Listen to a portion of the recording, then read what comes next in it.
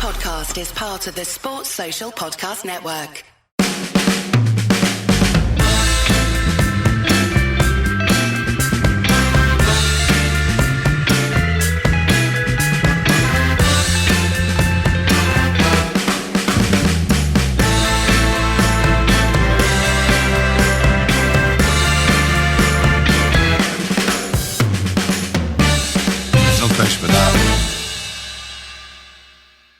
That was a bit disappointing, Ed. After the City game, which was so kind of triumphant, and then the enjoyable Europa League distraction, sort of back down to earth with a bit of a bump, perhaps unsurprisingly, and a 1-1 draw with Everton. Frustrating and yet so predictable. And in fact, we talked an awful lot about what this game might be like on the preview show on Friday, and it played out like that. I mean, United had 60-odd% possession.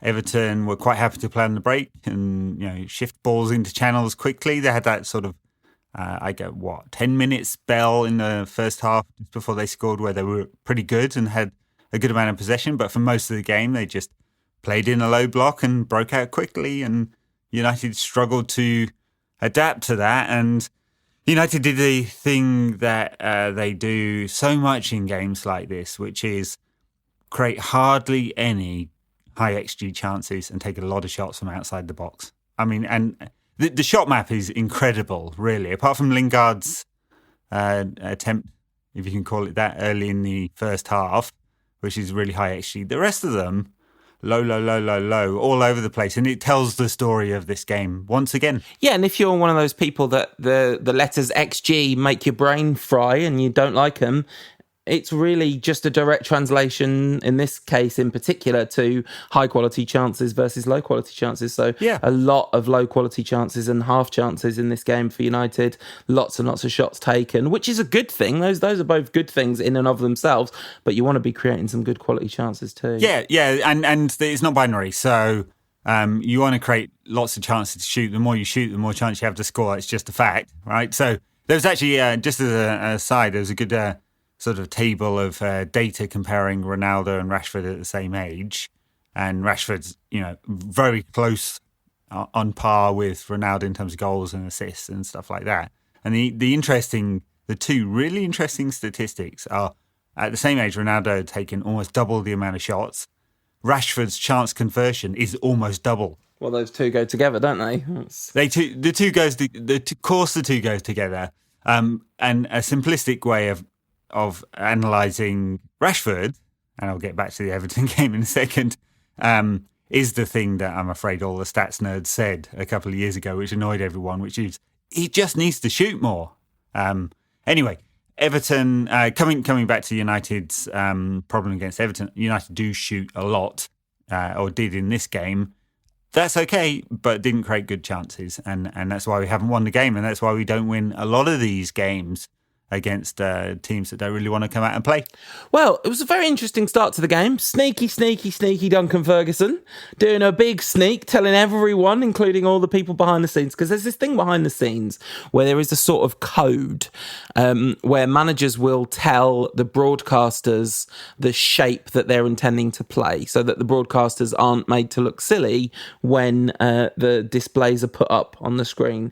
But in spite of telling Gary Neville in the tunnel beforehand that he was planning to play a 3-5-2, that he was planning to play a 4-4-2, he set them up in 3-5-2, lined up for the free kick in 3-5-2, and then Mason Holgate stepped forward into midfield where he played the whole game, and they played 4-4-2 the whole game. I've never seen that happen before, and I must tell you, I quite liked it.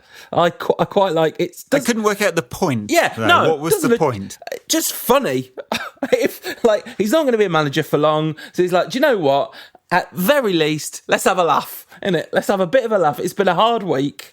Let's just all have something to chuckle about. I guess so, yeah. And a funny thing about Everton is they just weren't very good. I mean, Ferguson afterwards was delighted, obviously, punching the air, said he was kind of disappointed they didn't win the game, which of course you would be, with United scoring fairly late in the game.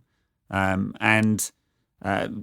guess I understand the sort of emotional response there. But Everton created hardly anything. I mean, they had 2 shots inside the box, and the rest of them were pot shots, you know?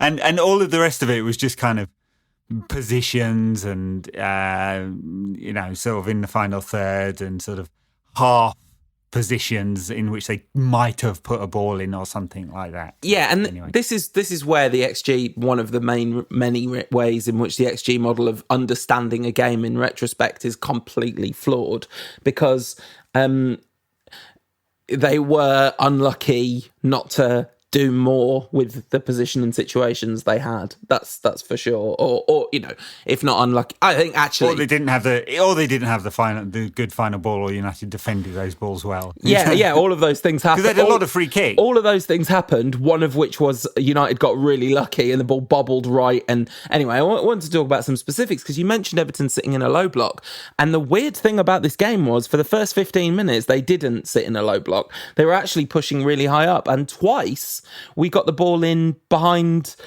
long balls into the channels from us were extremely effective. Rashford on the left couldn't quite get his foot around the ball to curl it round, and then James on the right, who that one, I don't know why Pickford didn't come for it. Maybe he was just scared of losing a foot race with Dan James, or maybe he was like on the back foot when the moment begun, so he was worried about shifting his weight forward and trying to run for it. But then ultimately James tried to find the far corner and just sort of skewed it like wide on the opposite side for him. We should talk about that Lingard chance right at the beginning. I kind of was really hoping for something quite special from Lingard today. It's been clearly he's had a very difficult time. Maybe we'll talk about that. Well, he put in a fantastic block from Dan James's shot late in the game. Game-saving block there with his face. He did, but clearly he's had a very, very difficult time in his personal life this season. And we talked a lot about his form, and honestly, that really makes sense of the level of poor form that certainly the beginning of the season he was displaying. And, he talked about having kind of kept a lot of it to himself and finally talked to Solskjaer about it. So before the City game, footballers are humans. Yet another reminder that footballers are human beings and things other than football affect them. But Fred did really well for the build-up to that Lingard chance, like kind of bursty run into the box and through the box. It was more or less the last good thing Fred did all game, sadly. Yeah, a definite downturn in Fred's form in this particular game. He wasn't able to impose himself on the game. I think his first touch was to give the ball away. Was it Lingard that gave him a hot pass and then Fred miscontrolled it to give away the ball within about the first 30 seconds of the game? And that kind of, it was the pattern for those two for the rest of the match. Which was a shame, which we've seen before, which feels like a broken record. And, perhaps, Rankcast 371 we could just upload and it would be sort of similar or something like that. Everyone would Rankcast got the wrong. I can't get it out of my head. Everyone would be really confused about the name of the podcast if we did that. Listen, it might be a broken record to criticise Fred, someone that we've probably been much less critical of and perhaps a little too quick to praise, us and the rest of the world. Scott McTominay with a world-class stinker today, gave the ball away time after time in really important situations. Number of times possession turned over. He was not United's worst culprit for this. We'll come on to him when we talk about the goal in more detail.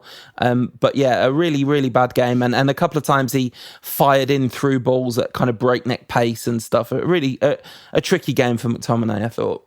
Yeah, gave the ball away a lot. So he's at 75% pass completion today, which is poor for him. And he is, when he first came into the team, I thought he was a bit within himself and he's being a bit safe with his passing. And he's become bolder with it over time, which I think he really needs to do to become a sort of all-round midfielder. I saw some data this week, and perhaps it's an unfair comparison, but Sergio Busquets completes more than 90% of his long passes. 90% of his long passes. It's just incredible. Anyway, it's an unfair benchmark, of course. But if McTominay wants to become a fully rounded Premier League midfielder, his passing is probably the weakest part of his game because he's got great positional sense. He does defend well. He's got good energy. He's a leader, clearly. So there's all the sort of component parts, and the passing is the thing that lets him down. It's been letting him down much, much, much less this season, but today was a bad one. Yeah, I mean, his pass numbers are always bad. Like, they're always 80, if he hits 80, he's buzzing. But this time it was the nature of the passes that he gave away. I mean, I noted 3 in particular, 2 of which I think were picked up by Davis. One late on led to yet another Aaron Wan-Bissaka wonder tackle on Richarlison in the box. Like, just standard, #standard. It's standard, Everyone's like, oh, is it going to be a penalty? No, it's Wan-Bissaka. So funny, though, because Wan-Bissaka had the most Wan-Bissaka 5 minutes ever late on in that game, wherein he put a wonder tackle in on Richarlison, 3 minutes later put in one of the worst crosses you'll ever see, then put in another wonder tackle on Richarlison in the box. Like, it's very, very, very clear what he's good at and what he's not good at, isn't it? Yes, and then coming back to midfield just for a second, we talked about Jesse Lingard and just some of his numbers today.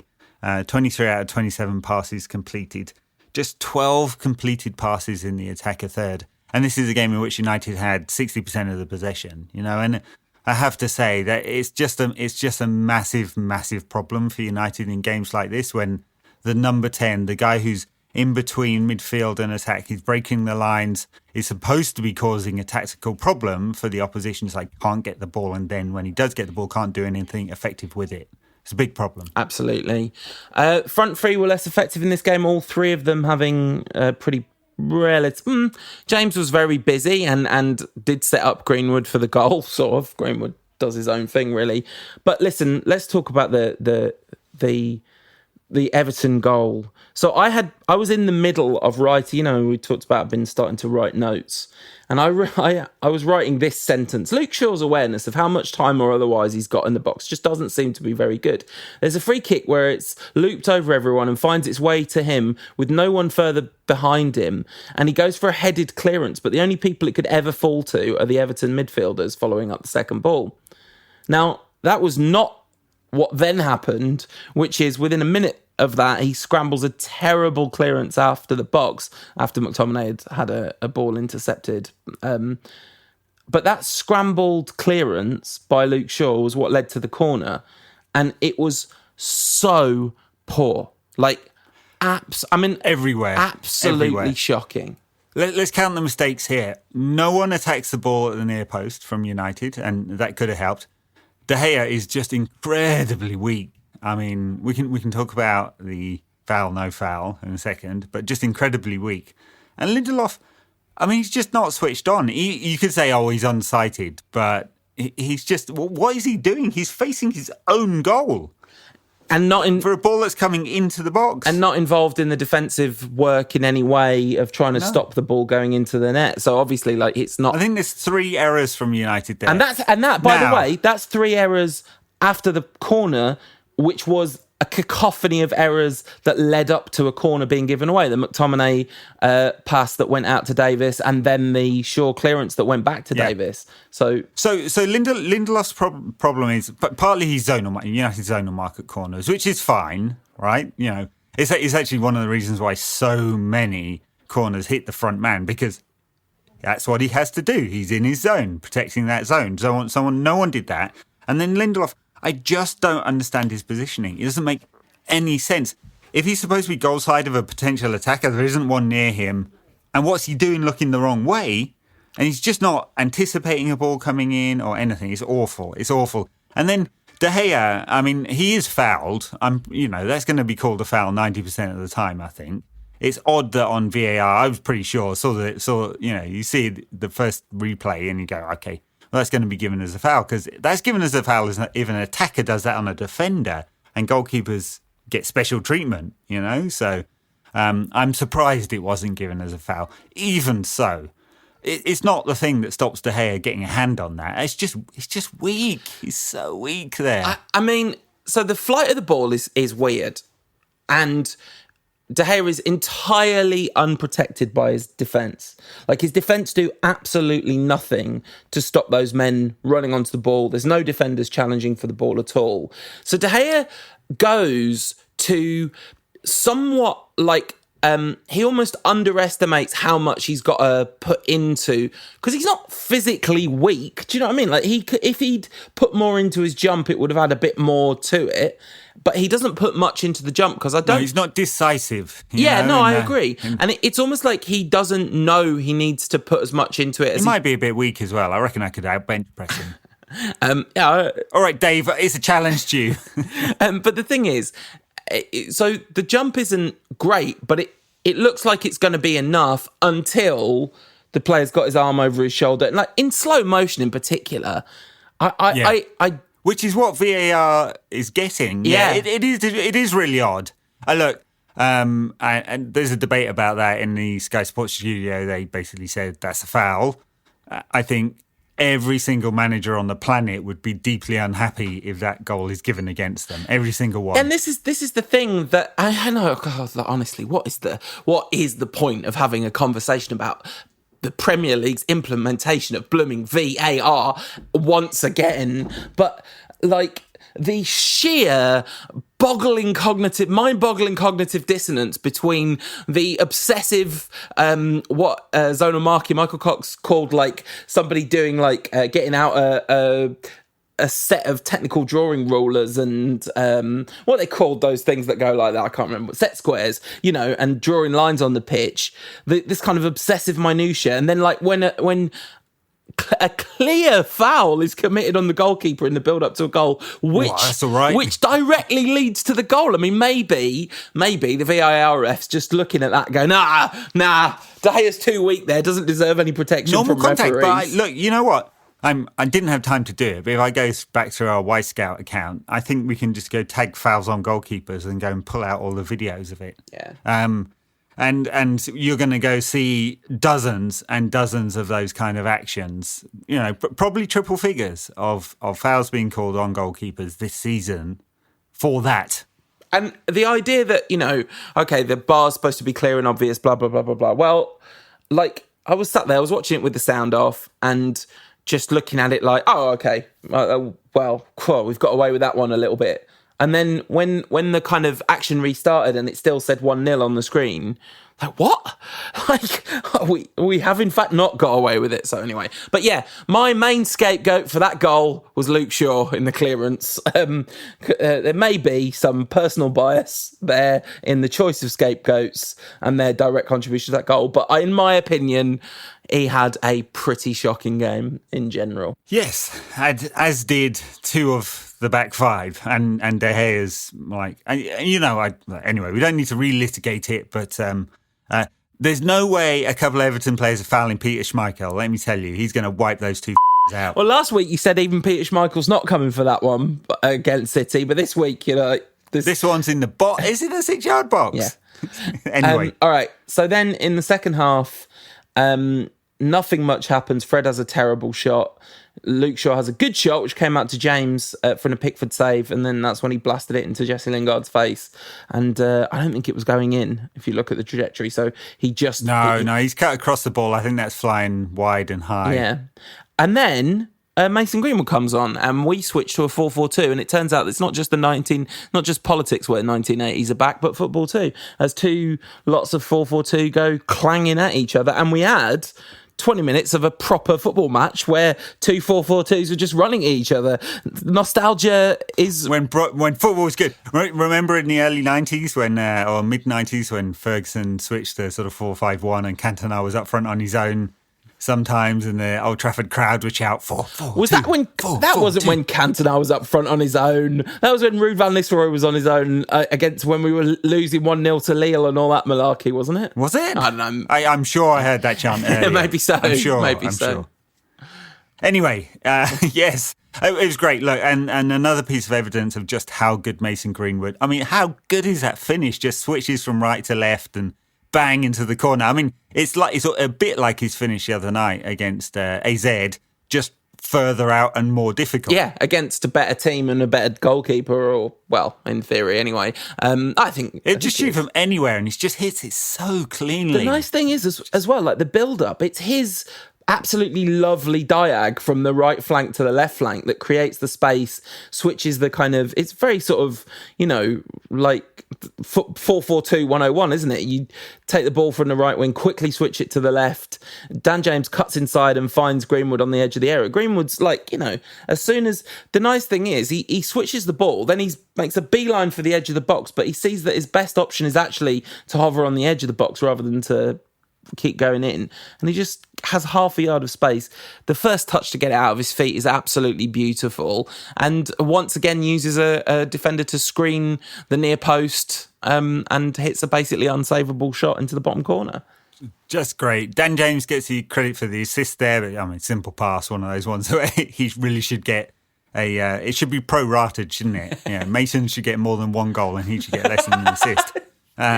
But and then the weird thing happened almost instantly after that, or I made 10 minutes after that.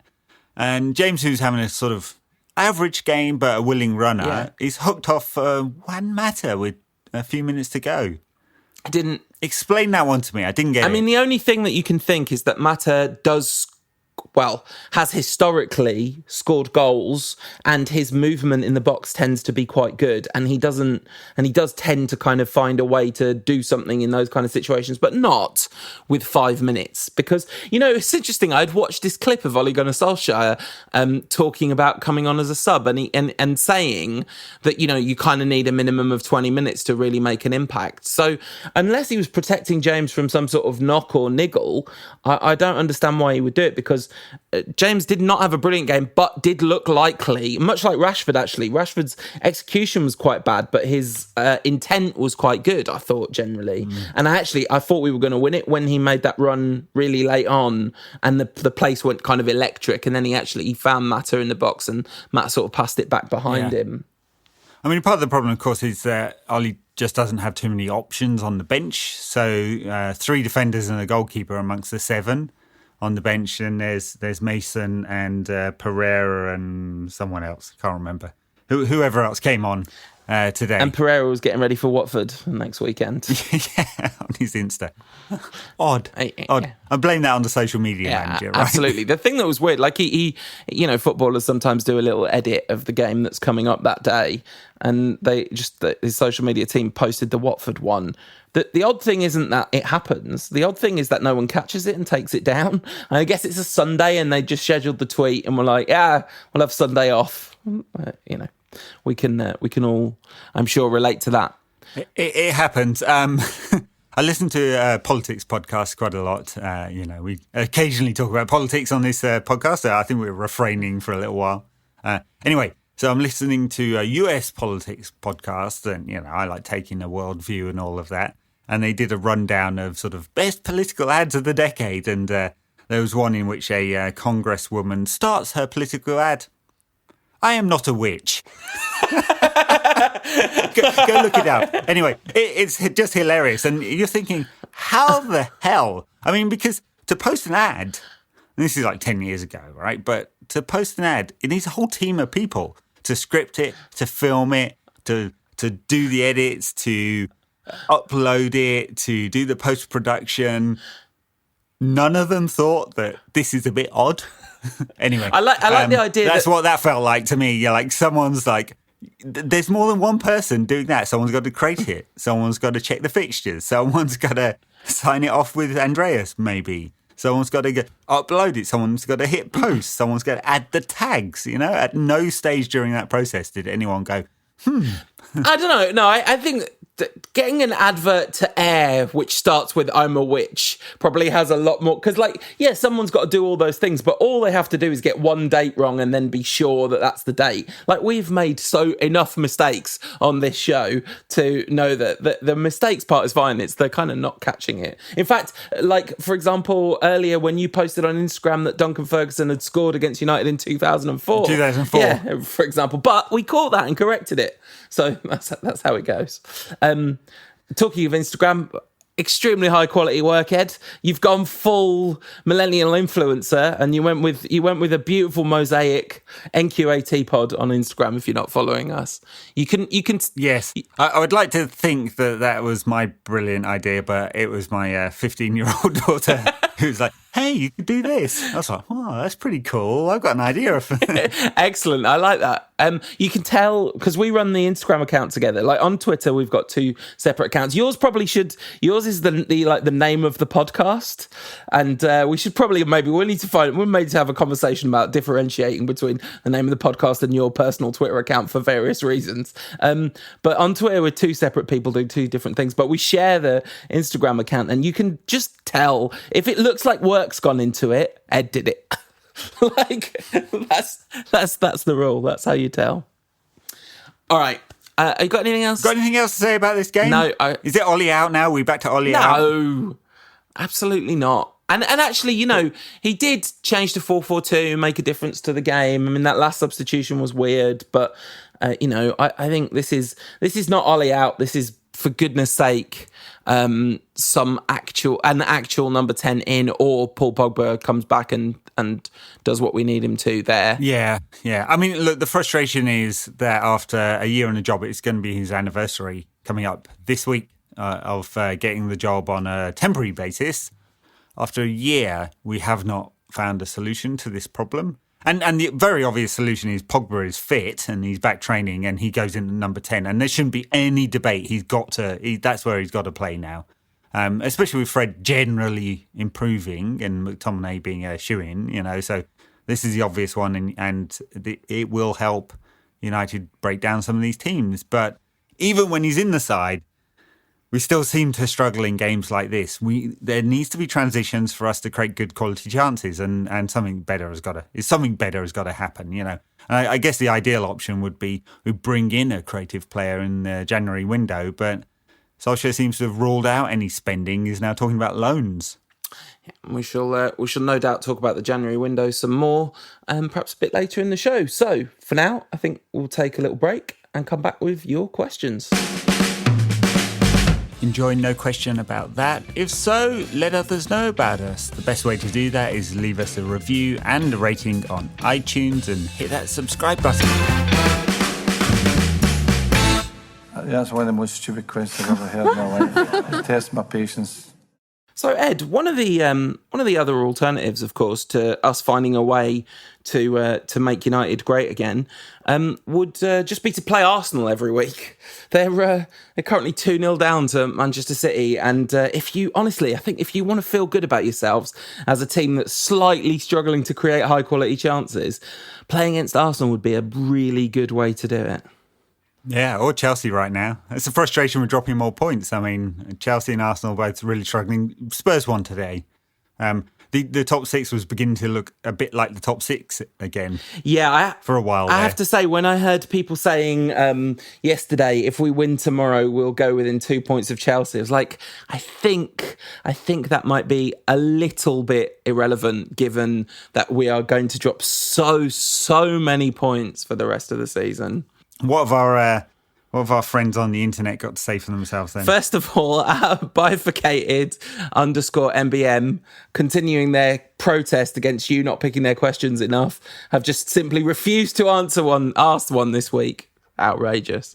Andy Yaks, friend of the show, says, worst overreactor to negative incidents, Kim Jong-un, Henry VIII, Neymar, or Man United fans on Twitter? I mean, to be fair, Kim Jong-un has been fairly reasonable. He hasn't actually nuked anyone yet, despite some provocations. So Henry VIII did chop off a few heads. I mean, just lopped it.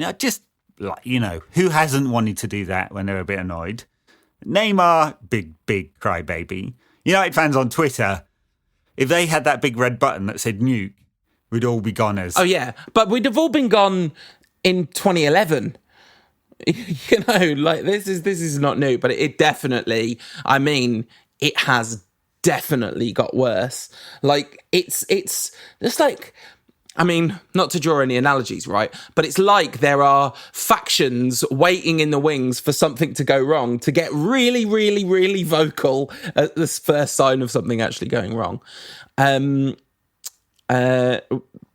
Jones, friend of the show, said Fred was decent again. I think that was generous. Greg Seward asking whether De Gea was fouled, and absolutely yes.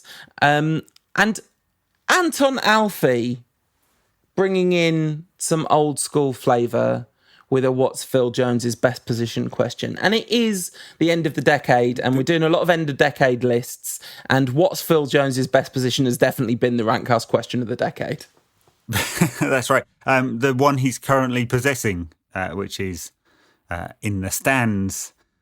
Zulhadi bin Mohammed says, can we stop talking about Haaland?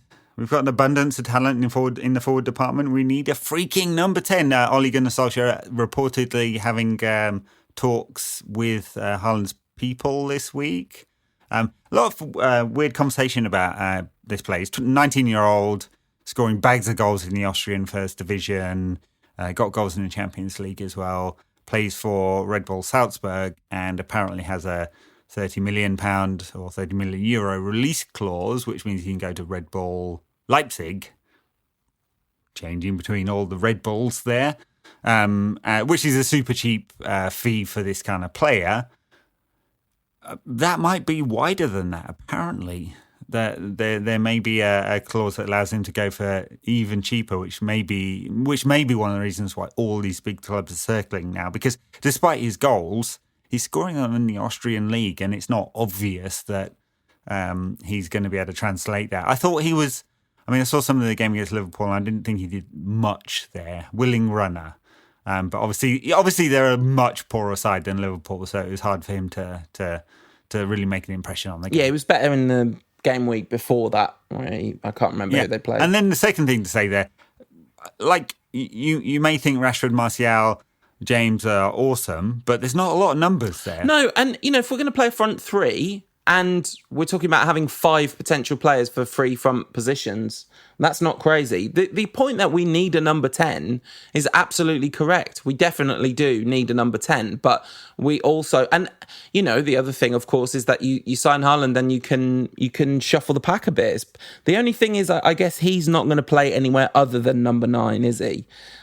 The one thing that I wouldn't want is anyone to get in the way of Mason Greenwood's development, and not that this is very true. Yeah, not that him coming necessarily would, but I would like to see a situation where Mason Greenwood is very close to like starting lots and lots and lots of games. Although, I don't have. I mean, if it was an either or, if it was a binary discussion, I'd have spend 100 million on a number 10 rather than a number 9 and take the risk that Rashford, Martial, Greenwood, between them can score enough goals.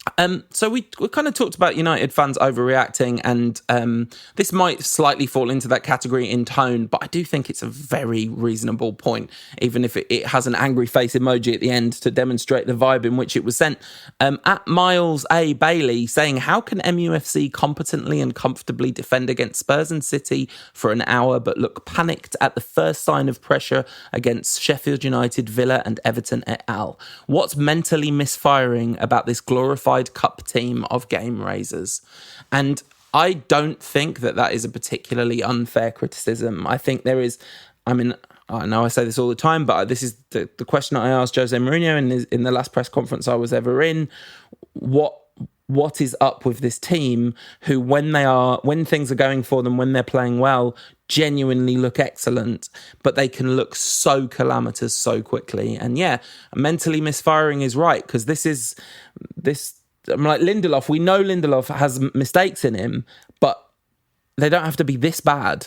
And it's right. Much worse against teams that United think they're supposed to beat. It's 100% in the head because they're concentrating against City and Spurs because they know it's a bigger game against better players. Yeah, they're switching off, and I think that's pretty poor. It is pretty poor, and you're right. Everton did cause United some trouble. I did talk earlier about the very low quality number of chances that the low number and low quality number of chances that Everton actually created in the end. There's a lot of factors that go into that, of course. But it does feel like in those games that he mentions that United did struggle defensively, and I do think that's focus.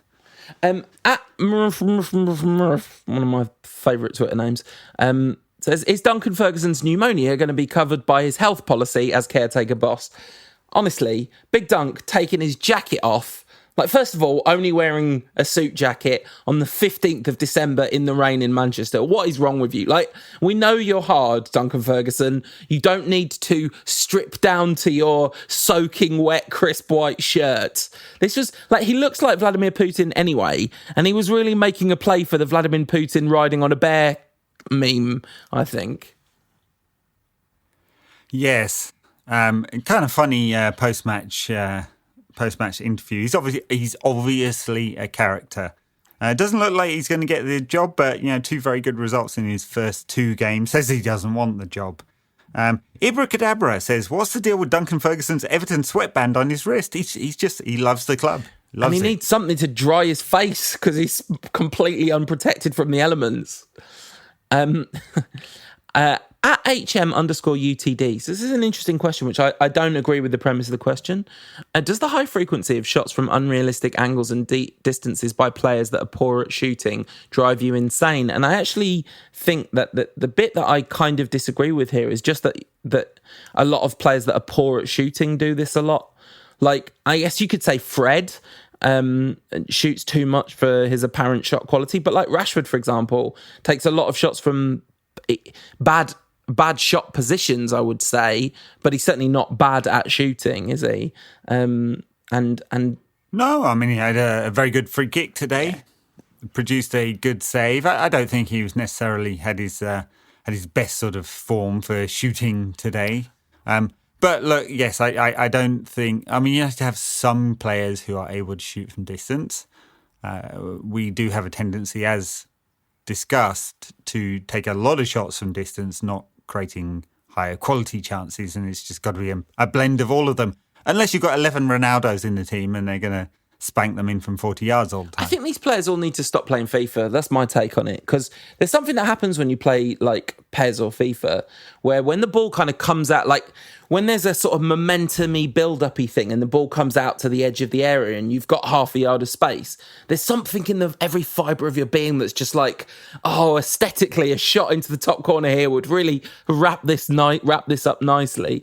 But normally it doesn't go well for me in PES or FIFA, and normally it doesn't go well for United in real life either. All right. Well, perhaps that's it for listener questions this week. A fair amount of frustration in amongst the Twitterati of the world. I suppose now that we're doing Instagram /NQAT pod, if you haven't subscribed, we should allow the peeps to ask questions on there too, so we'll probably do that. Oh, that's some serious admin we're signing up to here. We had a question on Instagram, and it was a really good question, but I can't remember what it was or who it was from. So that's what you've subjected the people to. Next week we'll do it. You know, we're growing so fast here, Paul. We're going to have to hire a social media manager. Yes, absolutely. All right. Andreas, his social media manager, is probably going cheap. I would have thought so. We could get whoever it was that put Phil Jones's logo on the Busby Babe Memorial. Oh, man. They all have to have logos. You see Marcus Rashford's got a logo. It looks like a drain pipe. There you go. All right. We'll be back after the break to talk about Colchester. Enjoying no question about that? If so, let others know about us. The best way to do that is leave us a review and a rating on iTunes and hit that subscribe button. Right. We should probably... Colchester. Yeah, we probably shouldn't have had a break before we talked about Colchester. Probably should have just rattled through it. But hey, this is the world we live in now. Colchester are managed. I've done the kind of research pre-game. Research is a strong word, but these are the sort of small things that I would say about them. They're managed by John McGreal, who is a Scouser, who played for Tranmere during his career, so boo, etc. And the reason that they're in this, they beat Crawley Town in the last round of the League Cup, but in the round before that, they beat Crystal Palace at Selhurst Park on penalties. And I looked up the Palace side, and like Wilf Zaha started that game, so it was not a completely devoid of quality side. So they're clearly capable of getting a battling draw with a Premier League team who are used to hitting teams on the break, who struggle to break down teams when they're set into their shape.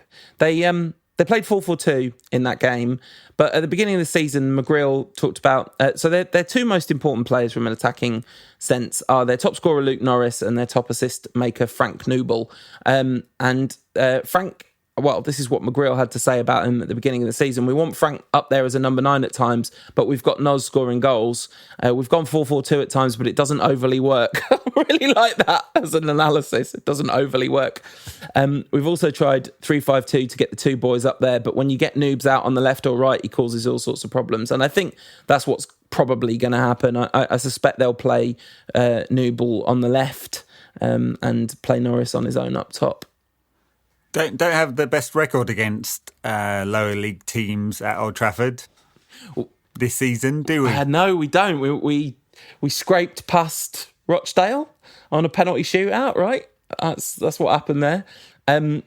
Top quality. One thing I'd say about Colchester, it's got some fantastic names in this squad. Don't know any of the players, got to say, but Brendan Sarpong Wiradu, nice, like that one. Junior Ogedi Uzoki, great name, and the best one, I think, Paris Cowan Hall, which sounds like a landmark. Yeah, it does. It really, really properly does. So they were 2-0 down at half time against Scunthorpe yesterday and fought back for a 2-2 draw. So clearly got some scrappy qualities, but they are 9th in League Two. And honestly, I guess the question to then discuss, having given you me profound, hastily researched journalistic insight into Colchester United, the U's is their nickname. No team called United should be called the U's. What is Solskjaer going to do? Are we going to see a very, very young team? I'm sure Greenwood will start in this game. Yeah, I think we do see a pretty young team. I mean, I'm sure he's going to think it's worth the risk doing that. He talked a lot in a press conference on Friday about how that break that he gave to the first 11 in not going to Astana had such a big impact on the games against Tottenham and City. So I'm sure we're going to get a lot of changes, 8, 9, 10, maybe the full 11. And it's worth taking the risk, isn't it? Because United, with an under-23 side, really should beat this lot anyway. I mean, I'd say that's that hasn't necessarily proven to be the case in almost any... Like, we lost in Astana, obviously, and I bet you if we were to have Omar Chowdhury back on the show and he compared the Kazakhstan top flight to League Two in terms of average level of quality, I'm not sure where Astana and Colchester would stack up against each other. I think if he goes... The thing that will probably happen is a team that's not at all dissimilar to the one that we saw against Partizan rather than the one... No, not Partizan, sorry. AZ Alkmaar rather than the one we saw against Astana. So not a full set of under-23s, but a kind of Matic-y, Mattery kind of mulch. Yeah. I mean, United had mixed results in the Football League Trophy where it's... Isn't it an under-21 side or an under-23 side gets to play? Yeah.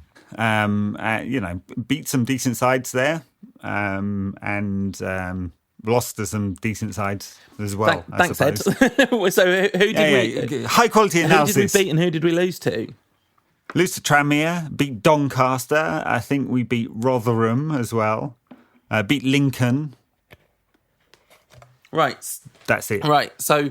Yeah, I mean, I don't know. I don't think it's going to be an under-23 side. I think it's going to be almost exactly the 11 that started against AZ last week. That would be my guess. Mason's got to start, for sure. I'd like to see Chong get some time. I mean, why not?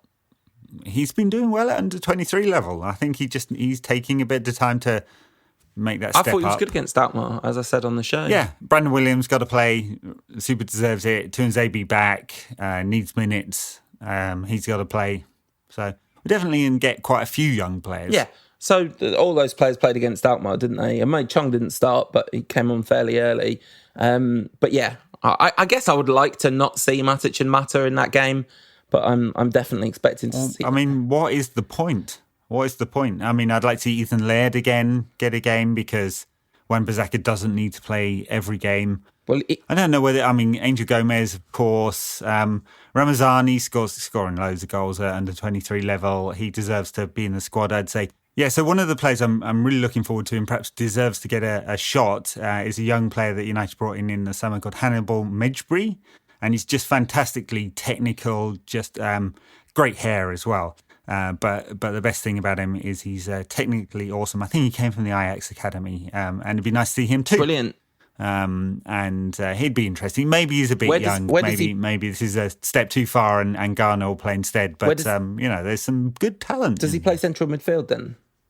Yeah. Oh, get him in the first team. Like the Premier League first team, I mean. All right, so that's the Colchester game. I guess we could have a prediction for that, but I don't know. It's just a ritual. The ritual of us predicting scores. This one particularly irrelevant score prediction. But what are you going for, Ed? 3-0 to United. All right, I'm going to go for 2-2 United win on penalties because we are absolutely terrible in games like this, and the idea that we're just going to walk it. I mean, I guess we battered Alkmaar, didn't we? So who knows? It might happen. But that first half against Alkmaar is perhaps a bit of a warning sign. But do you know what? 3-2 win, Mason Greenwood winner. That's what I'm going for, because Mason Greenwood is the new Robin van Persie in every way.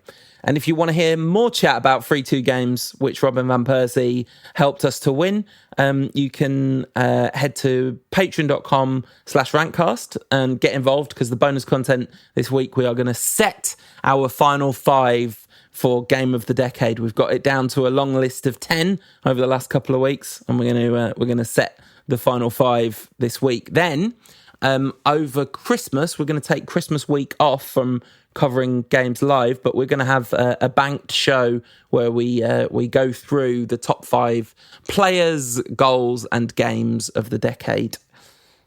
That's what we've been doing on the Patreon bonus content for the last few weeks, is gearing up to talk about them on the main show. Fantastic. Well, thank you very much, everyone, for listening, and hope you tune in next week. Lots of you are. We'll be back probably on Friday with a review of the Colchester game from Wednesday night and a preview of Watford. There'll be at least a 2-hour show, that one. Yeah, we're going to finally live the Andreas Pereira dream and look forward to a game against Watford. All right, thanks for listening, everyone. We'll see you later in the week. All right, see you then.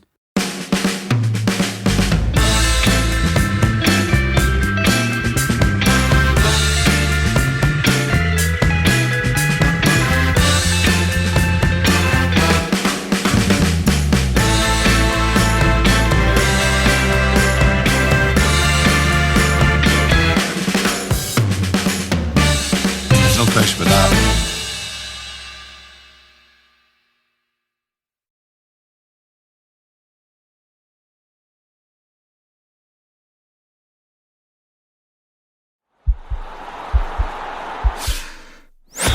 This podcast is part of the Sports Social Podcast Network.